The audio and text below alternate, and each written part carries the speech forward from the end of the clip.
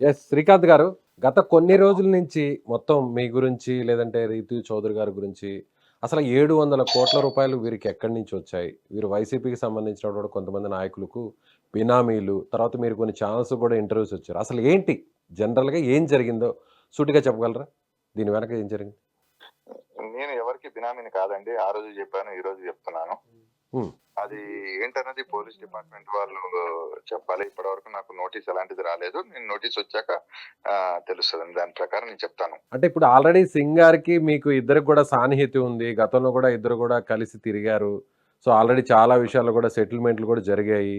So, చాలా lands హ్మ్. గూడా మీ పేరు మీద రిజిస్టర్ చేశారు. సో, ఆయనే డైరెక్ట్‌గా లేఖ రాసారంటే ఎంతో కొంత అక్కడ ఏది లేకుండానే ఇంత పెద్ద లేఖ రాసారంటారా? ఒక్క నిమిషం అండి. రిజిస్ట్రేషన్ అన్నది ఖచ్చితంగా నేను చేసుకున్నా అండి. ఆయన చేయటం కాదు. ఏ సబ్ రిజిస్ట్రార్ అయినా రిజిస్ట్రేషన్ చేయాల్సిందే. ఆంధ్రాలో ఎనీవేర్ జరుగుతుందండి. ఎనీవేర్ అంటే ఆయన ఒక్కడే చేయడండి. పలానా ఏ ఏరియా అయితే ఆ ఏరియానే చేయాలి. అతను తెలుసు కాబట్టి అతని దగ్గర చేపిచ్చాను తప్ప అంతకు మించి ఏం లేదండి. సింగు నాకు సన్నిహితుడే, నాకు స్నేహితుడే. చాలా సందర్భాల్లో సింగుని నేను బయటికి తీసుకొచ్చాను. చాలా సందర్భాల్లో సింగుకి నేను సహాయం చేశాను. సింగు ఆ లెటర్ ఎందుకు రాశాడన్నది నాకు కూడా తెలీదు.